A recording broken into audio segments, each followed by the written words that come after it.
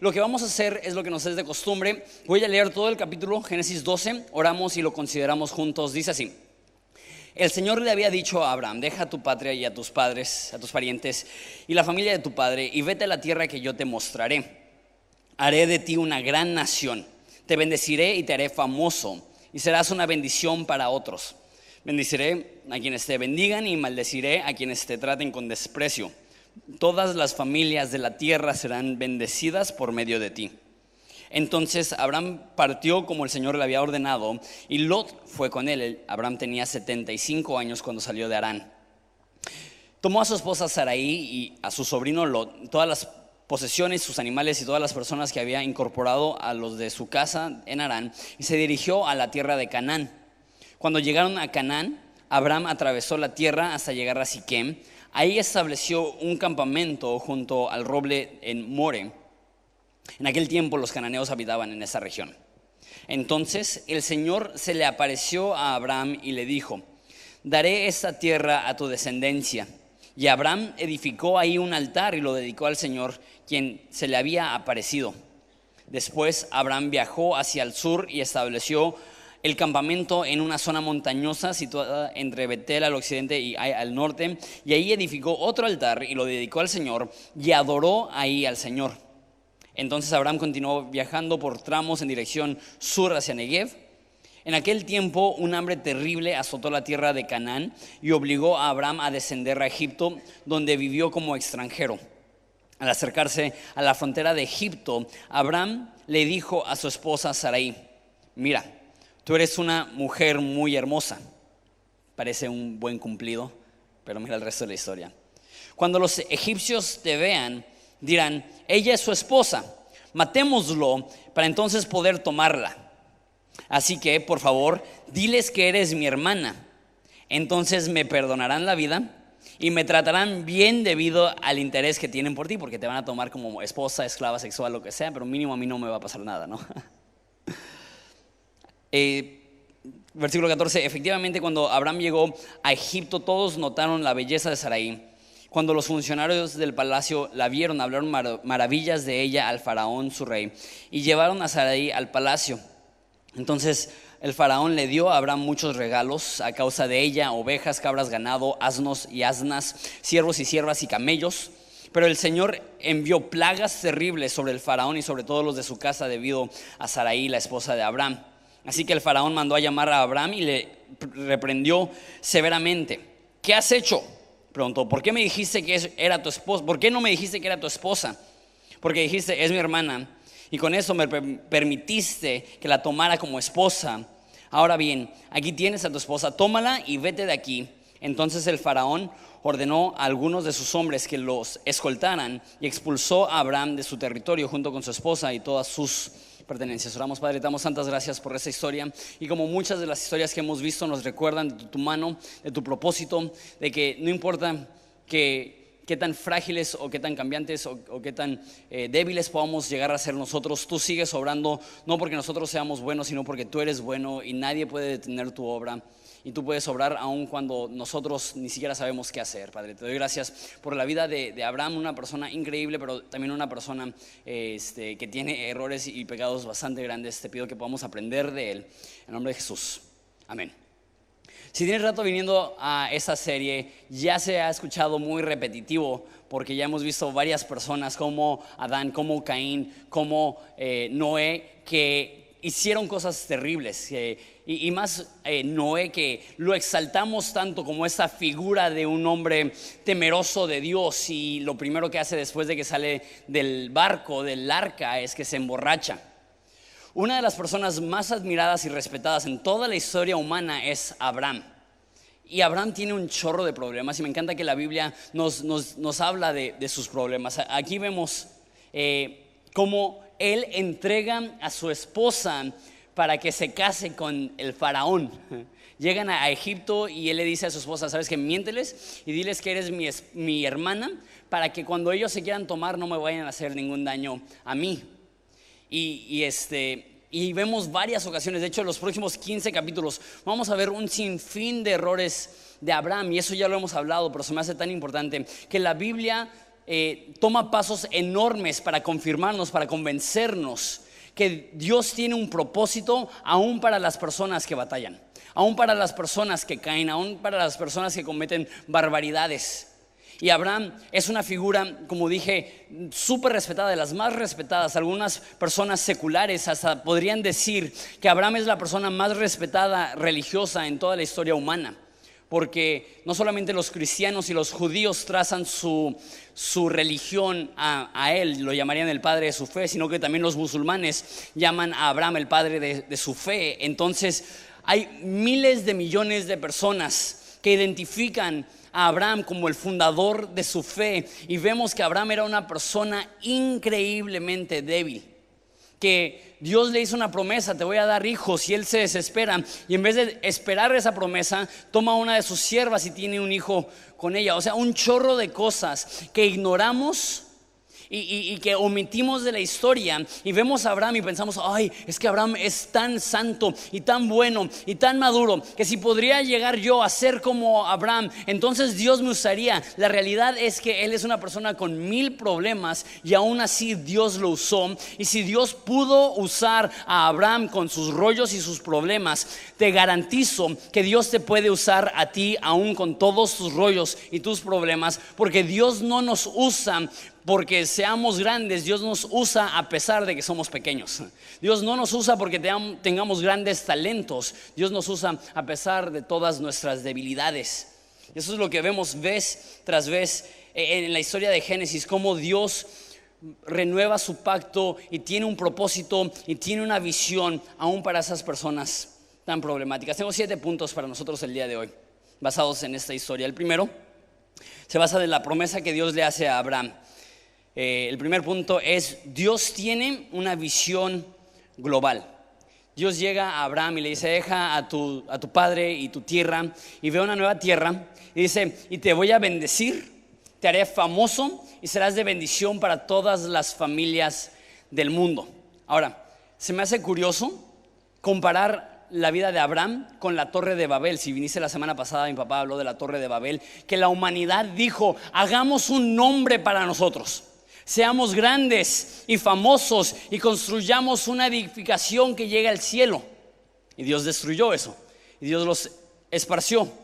Y ahora llega este hombre que no tiene nada de especial. La Biblia nos dice que su papá era idólatra, que él era idólatra, y Dios llega y le dice: te voy a usar a ti para bendecir a todas las naciones del mundo.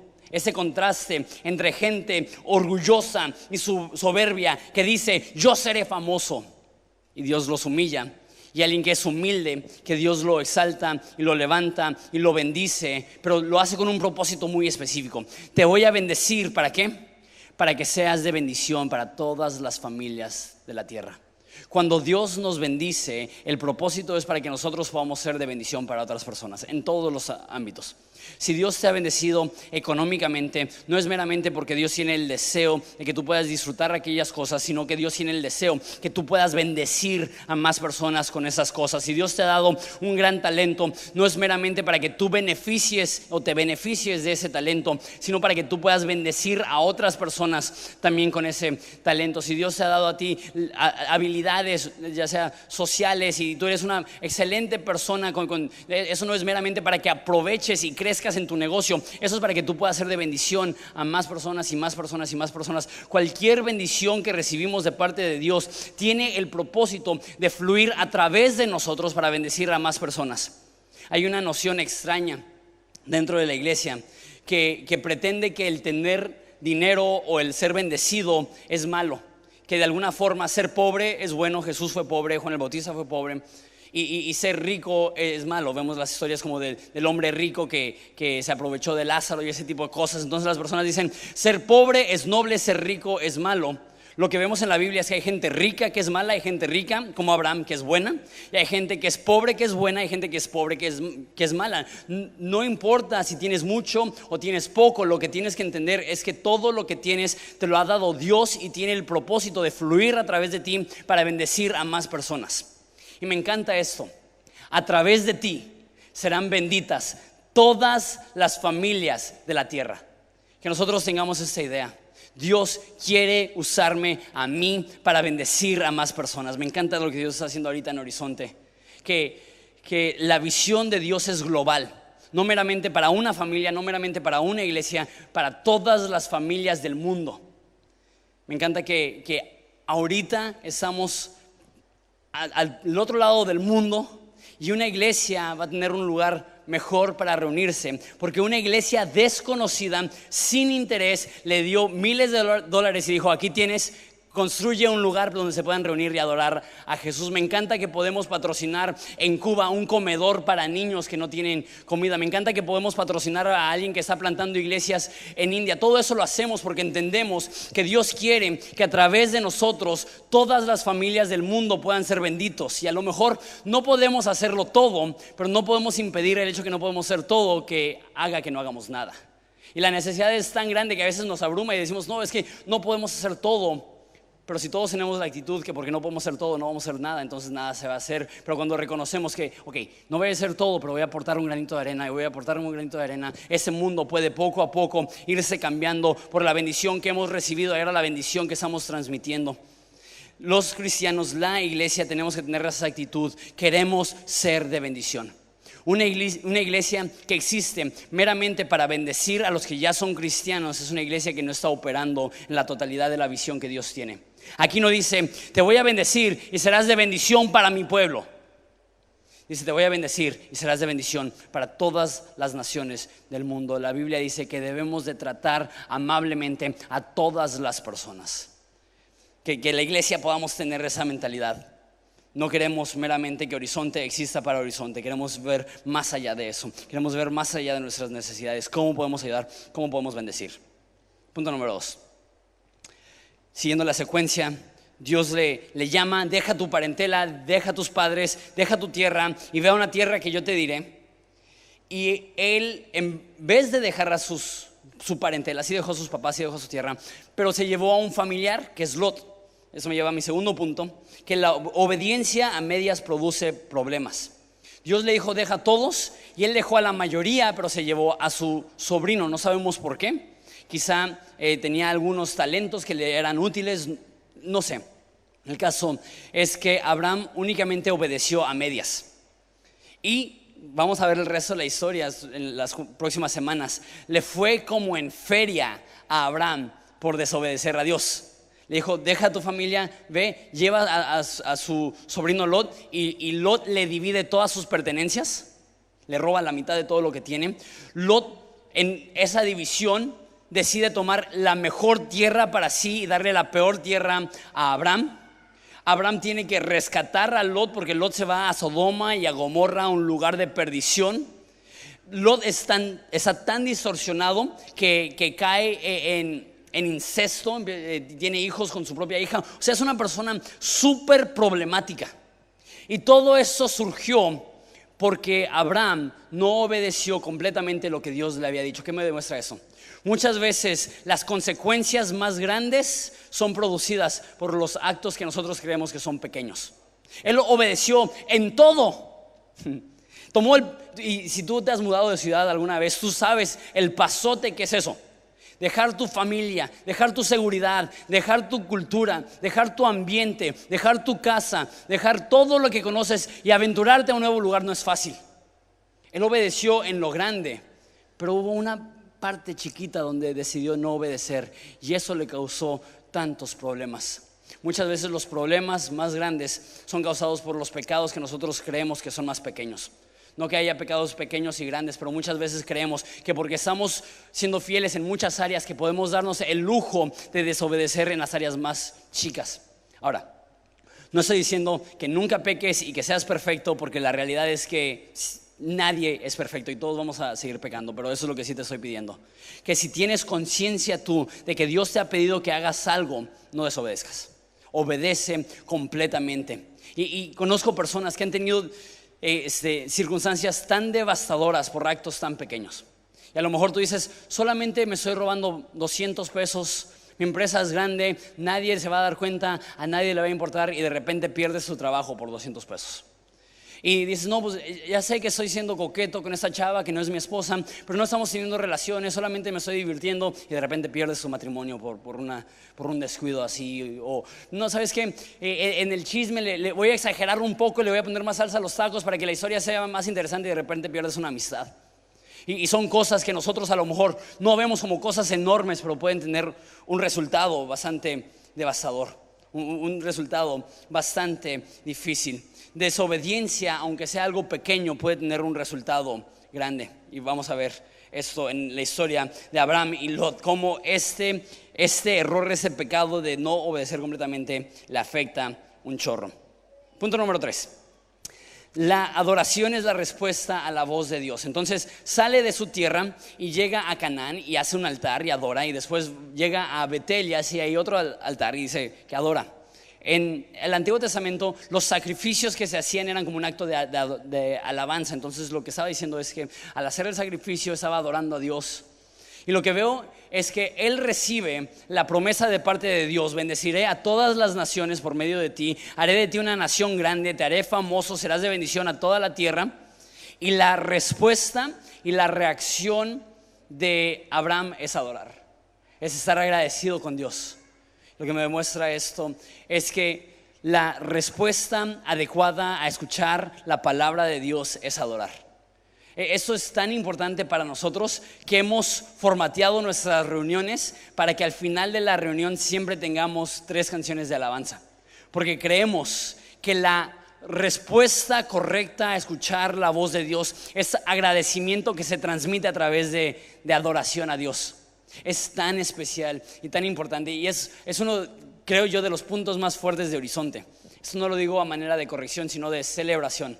Me encanta que prácticamente el 95%, 99% de la gente se queda hasta la última canción al terminar el servicio.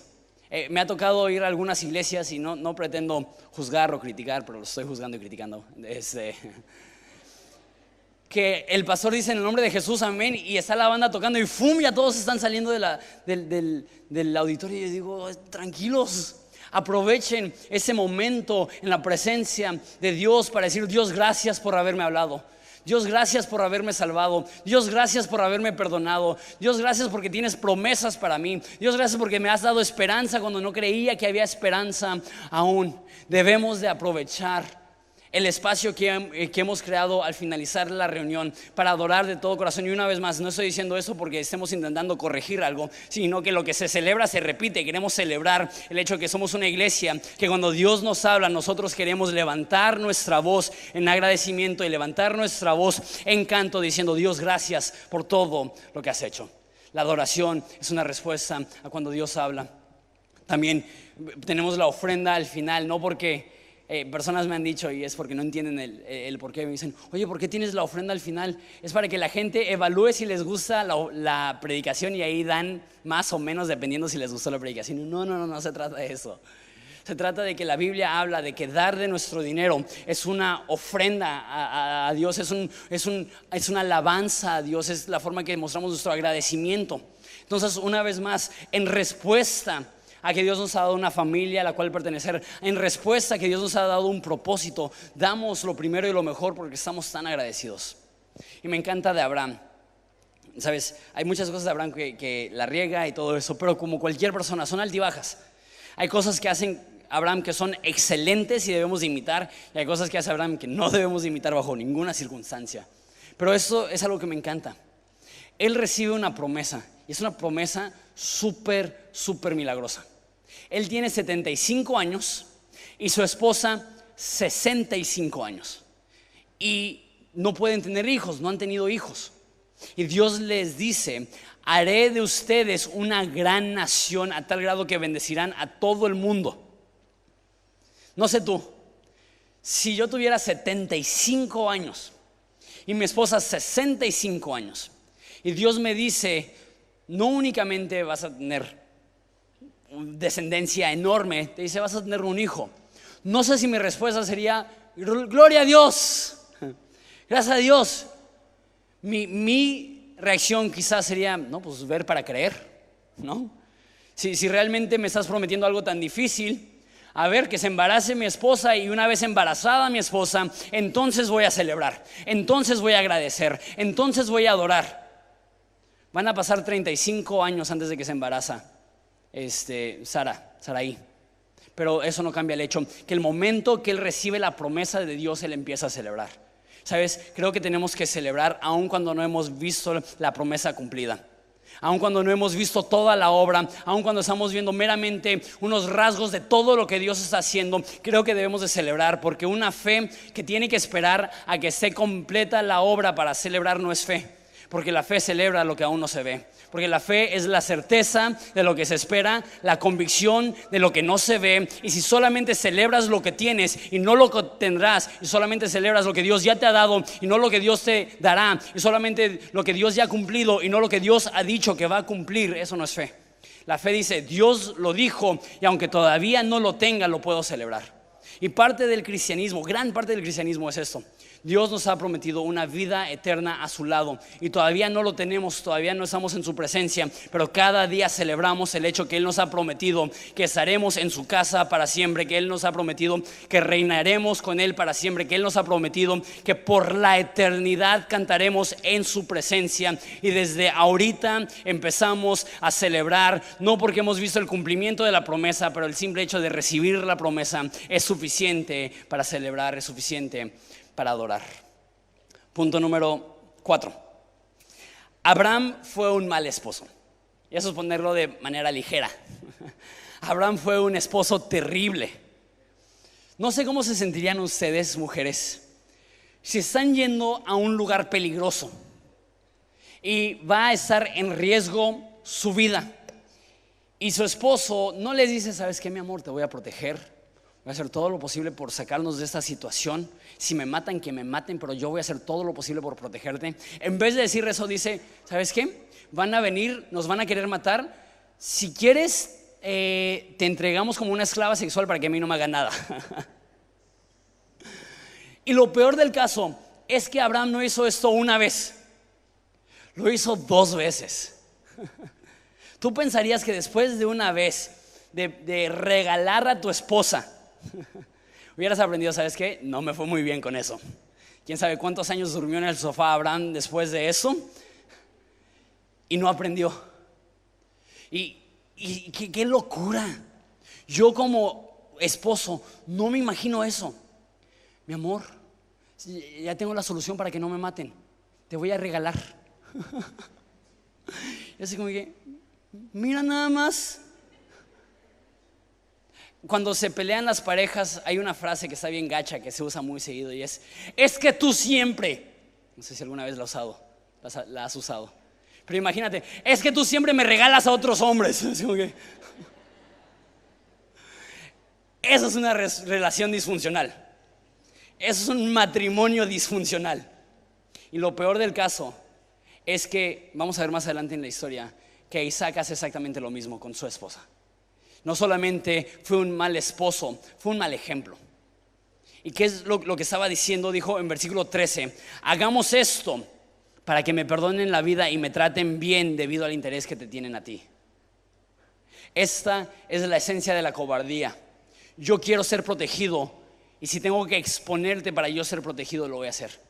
Y la contraparte es que la esencia de la hombría, la esencia de la masculinidad es: yo estoy dispuesto a ceder, yo estoy dispuesto a sacrificar, yo estoy dispuesto a poner mi vida en peligro con tal de protegerte a ti, con tal de amarte a ti, con tal de que tus necesidades sean cumplidas.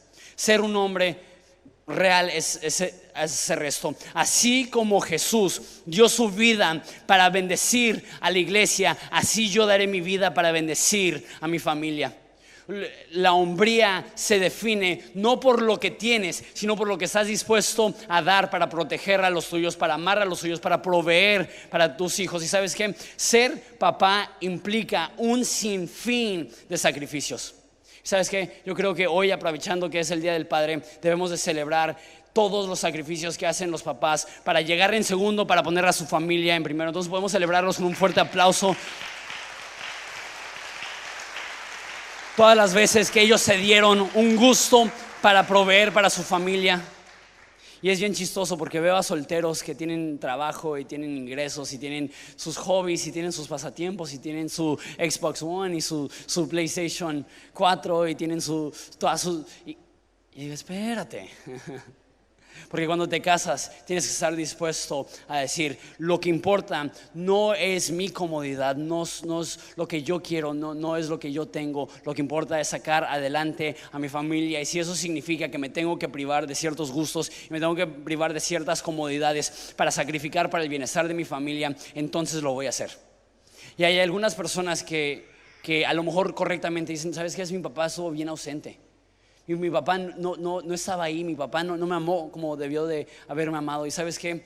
Hoy es Día del Padre y no es el día para echarle en cara eso a nuestros papás. Todos los papás están en un rango, algunos son muy buenos, algunos no fueron tan buenos. Pero hoy podemos celebrar el hecho que cualquier persona que te haya dado vida, te haya dado lo que tienes, ha hecho algún sacrificio para que tú puedas salir adelante.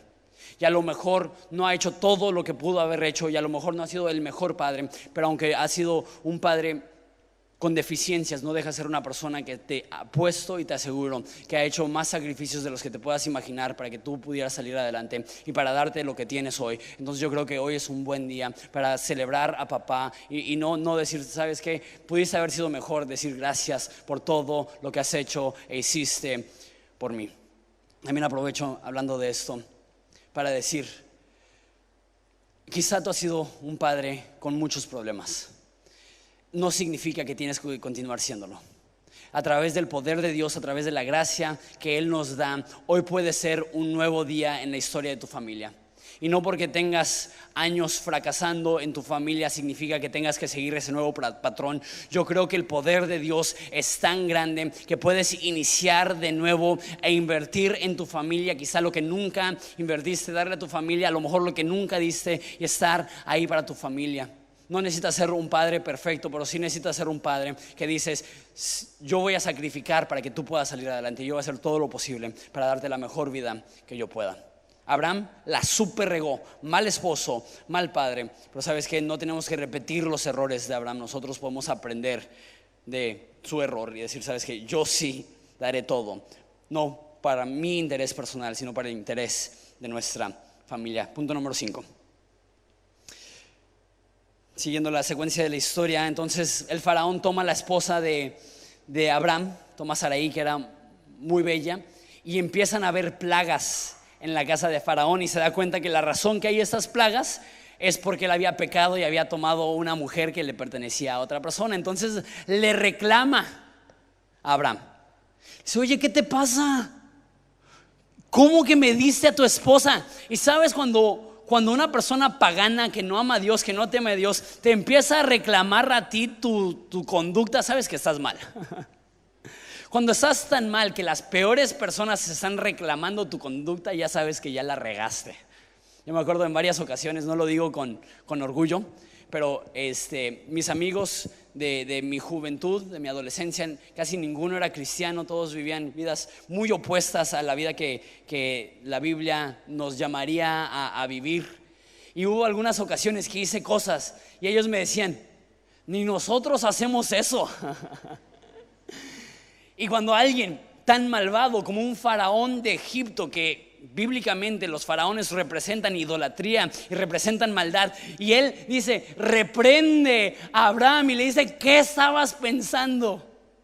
Ay, cuando el rey de Egipto te reclama tus pecados, sabes que la regaste terriblemente.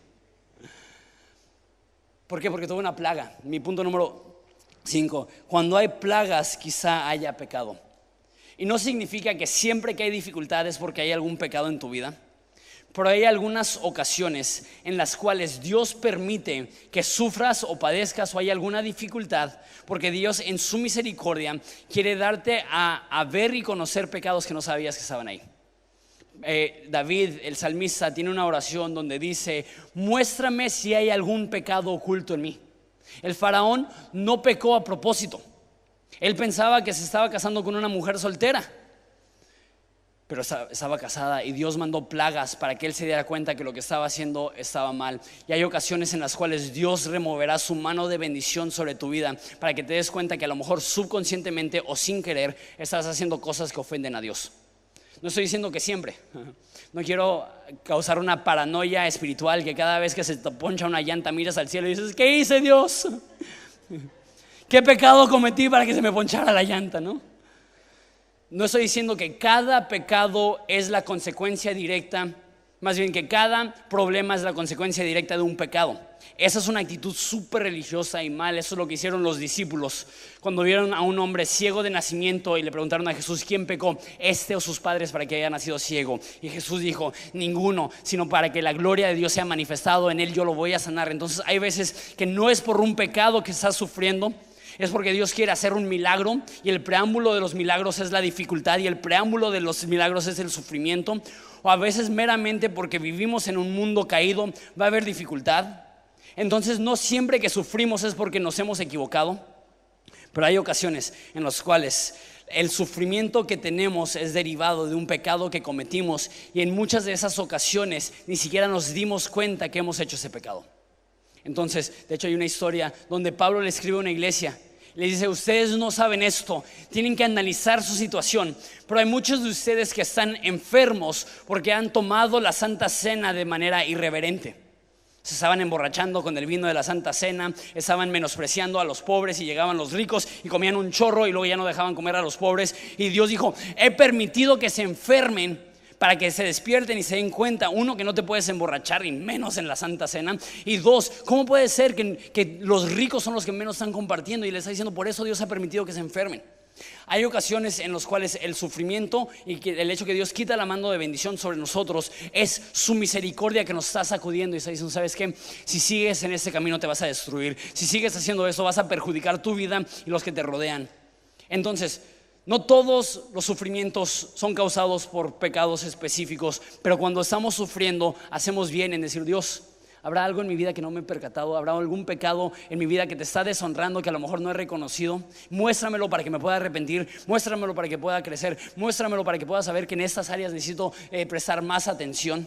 Una vez más, mi intención no es que estés paranoico y cada estornudo o cada dolor de cabeza estés en tu cama diciendo: Dios, ¿por qué?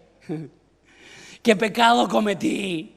Pero que sepas, ok, quizá algunas de las dificultades que tenemos es simplemente la misericordia de Dios diciendo: hey, tranquilo, hay cosas en tu vida que no me glorifican. Punto número 6, casi terminamos. Cuando vemos la Biblia, específicamente el Antiguo Testamento, necesitamos reconocer que toda la Biblia habla de Jesús. De hecho, Jesús dijo esto: ustedes ignoran, le dijo a los fariseos, que la Biblia se trata de mí. Que está hablando con dos personas y dice que desde la ley, que es lo que estamos viendo ahorita, hasta los profetas, que es el resto del Antiguo Testamento, dicen: dan testimonio de mí. Toda la Biblia habla de Jesús. Jesús es el protagonista de toda la Biblia. Y entonces cuando vemos la Biblia tenemos que recordar, ok, eso no solamente me está mostrando algo acerca de Abraham, sino que si vemos la historia completa también me está mostrando algo acerca de Jesús. Mi punto número 6 es que Jesús es un mayor Abraham. ¿Por qué? Porque Dios llamó a Abraham y le dijo: deja tu tierra, deja tu padre y ve a la tierra que yo te diré, y serás de bendición para todo el mundo. Es el mismo llamado que Jesús tuvo.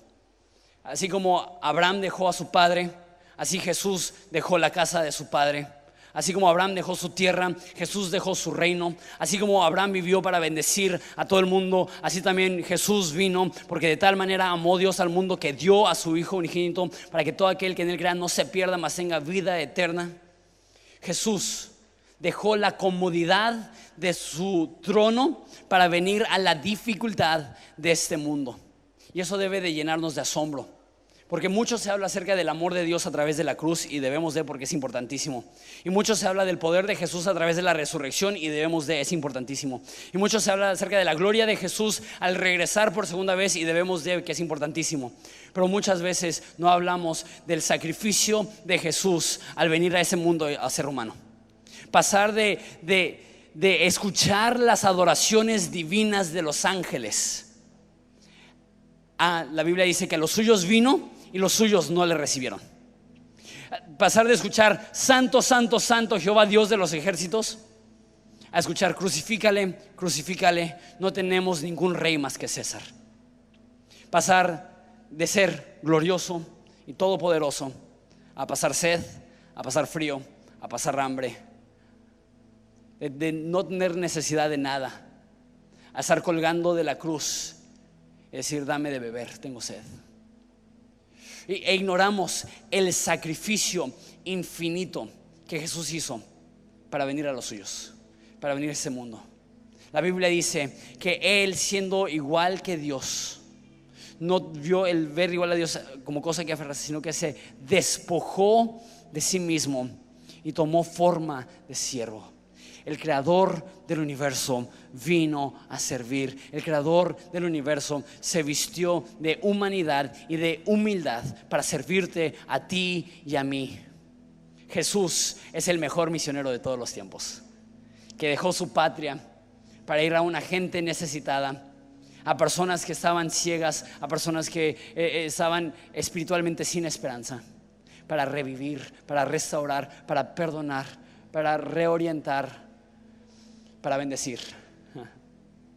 Y así como Abraham escuchó, de tus simientes serán benditas todas las naciones del mundo, tú y yo ahora sabemos que esa promesa no iba a ser únicamente el pueblo de Israel que iba a bendecir el mundo, era más específico, que de la descendencia de Abraham iba a venir una persona llamada Jesús, que sería de bendición para todas las familias del mundo.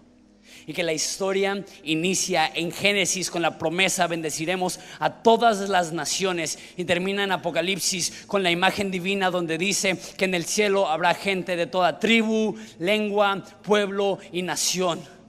Que Jesús vino a salvar, dejó su tierra y vino a la nuestra para perdonar.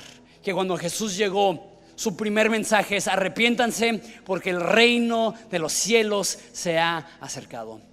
Jesús es un mayor Abraham que deja su tierra para bendecir a todas las familias del mundo. Punto número 7, con eso termino. La fe significa salir. Como ya dije, hay cosas de Abraham que están muy mal, pero hay cosas de Abraham que son admirables. Y en Hebreos 11, que habla de la fe de Abraham, dice: por la fe Abraham dejó su hogar y fue a la tierra que Dios le dijo. Fe real implica movimiento. De hecho, la Biblia usa a Abraham como un ejemplo de una persona que creyó y por eso hizo. Creyó y por eso hizo. Creyó y por eso salió. Creyó y por eso se movió. Y tú y yo tenemos que reconocer que la fe no es un sentimiento, la fe es una acción. Que la fe no es una postura estática, es un movimiento. Que la fe no permanece estancado, la fe toma pasos de crecimiento, que se aventura y está dispuesto a salir de la zona de confort y salir de lo conocido y salir de la comodidad. Decir, va, lo hago, va, voy, va. Si tú dices, y me encanta eso de Abraham, que cuando Dios le habló, sal, sin saber a dónde iba, sin saber qué propósito tenía Dios, obedeció. Cuando Dios te llama, cuando Dios te habla, no te quedes estancado, no te quedes en lo fácil, no te quedes en lo seguro. Jesús vio a Pedro, estaba en la orilla del mar y dijo: vamos a lo profundo. Es la misma invitación que Dios nos hace a nosotros: no te quedes en la orilla, vamos a una relación más profunda, vamos a donde tienes un mayor propósito, una mayor claridad, una visión más precisa. ¿Sabes? Si no eres cristiano, el primer paso de movimiento es que tú dejas tu autosuficiencia, tú dejas la actitud que todos hemos tenido, que no necesito a Dios, que yo puedo solo, y si le doy mi vida a Dios no es porque le necesite, es porque necesito me caería bien un poquito de religión, me caería bien un poquito de apoyo espiritual, me caería bien un poquito de bendición. Y no nos damos cuenta que la Biblia dice que sin Jesús nada somos y sin Jesús nada tenemos. Que reconozcamos que no tenemos nada que ofrecerle a Dios, pero que Él nos ama lo suficiente para llenarnos de su bondad, para llenarnos de su perdón, para llenarnos de su esperanza. Y también, si estás aquí y eres cristiano, necesitas saber que no es opción la inactividad. No es opción la apatía. No es opción estar estancado. Hay demasiadas personas lejos de Jesús. Hay demasiados corazones rotos. Hay demasiadas almas fracturadas por el pecado. Hay demasiadas personas desanimadas. Hay demasiadas personas desorientadas para quedarnos nosotros estancados en la apatía. La fe se mueve. Y para algunos de nosotros eso significa que Dios nos va a llamar a ser misioneros, a ir a Camboya o Cuba o Indonesia o qué sé yo. Pero para muchos de nosotros este movimiento no tiene que ver con un cambio de ubicación, va a tener que ver con un cambio de corazón. Que entendemos que el lugar donde Dios nos ha puesto no nos ha puesto ahí en modo de supervivencia, nos ha puesto ahí en modo de misión. Dios no te ha puesto en tu trabajo meramente para que ganes un salario y mantengas a tu familia. Dios te ha puesto en ese lugar sí para que proveas las necesidades de tu familia, pero para que te des cuenta que Dios te ha puesto como un agente de luz en tinieblas, en dificultad, en oscuridad, con un mensaje que sana la enfermedad del alma, la enfermedad del pecado, la enfermedad de la desesperanza. Y a lo mejor Dios no es que te va a cambiar donde estás, te va a cambiar cómo vives. A lo mejor el cambio no va a ser una de tu ubicación, sino de tu actitud. No de dónde estás viviendo o dónde estás trabajando, pero por qué estás viviendo, tu propósito. Toda persona aquí puede ser usada por Dios como un elemento para traer esperanza a corazones rotos. No te esperes. No digas, ya que sea más maduro. Amo la Biblia. Amo demasiado la Biblia. Porque entiendo que hay esperanza para cualquiera. Porque entiendo que Dios puede usar a cualquiera. Yo tengo muchos problemas y no me quiero exaltar pero todavía no llego a ese punto que regalo a mi esposa. Y el padre de la fe que cantamos, nuestro padre Abraham, tiene muchos hijos, pues también tuvo muchas mujeres. Y esa persona, aún con todos sus problemas, Dios no lo usó por sus problemas, pero aún a pesar de sus problemas. Y tus problemas, y tus pecados, y tu debilidad, y tu fragilidad no es un obstáculo para que Dios te use. No significa que Dios te va a dejar donde estás, pero sí significa que Dios te puede usar donde estás. Dios te va a ayudar a crecer.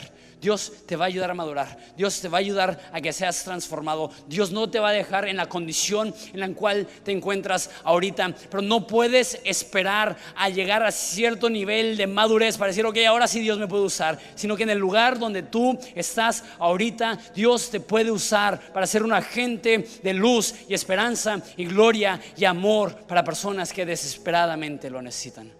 Dios no ha terminado su obra contigo. No creas que porque tú eres débil que Él es débil. No creas que porque tú no eres grande que Él no es grande. No creas que porque tú no puedes que Él no puede. Dios puede, Dios quiere. Y si tú estás dispuesto a tener la fe que camina, Dios te puede usar para hacer esperanza para los más necesitados. ¿Les parece?